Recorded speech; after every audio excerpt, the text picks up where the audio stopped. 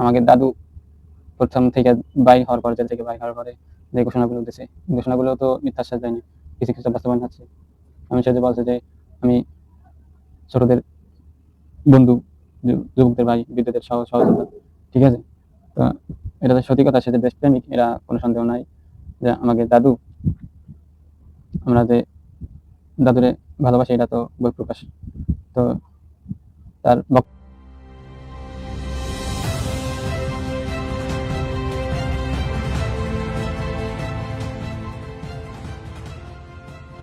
যদি আল্লাহর ইচ্ছায়, জনগণের ভালোবাসায় বাংলাদেশ জামাতে ইসলামী থেকে সংসদ সদস্যরা নির্বাচিত হয়ে সরকার গঠন করেন, তাহলে কোনো এমপি, কোনো মন্ত্রী আগামীতে সরকার কিন্তু প্লট গ্রহণ করবে না।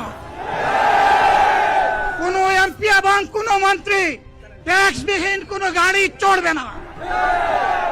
কোনো এমপি এবং কোনো মন্ত্রী তার নিজের হাতে কোনো টাকা চালাচালি করবে না। কোনো এমপি এবং কোনো মন্ত্রী যদি তার নির্দিষ্ট কোনো কাজের জন্য বরাদ্দ পেয়ে থাকেন, কাজ শেষ হওয়ার সাথে সাথে বাংলাদেশের 18 কোটি মানুষের কাছে তারা তার প্রতিবেদন তুলে ধরতে বাধ্য হবে।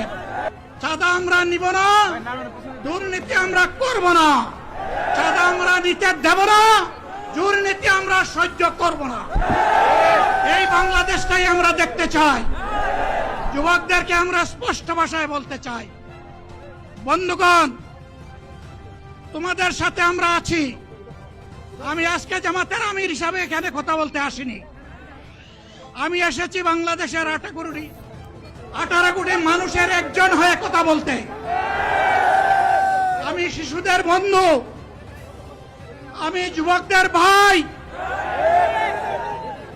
আমি বয়স্কদের সহযোদ্ধা, আমার বোনদের আমি ভাই। সুতরাং তাদের মুক্তির জন্যই আমি দায়িত্ব নিয়ে আজকে এখানে দাঁড়িয়েছিলাম।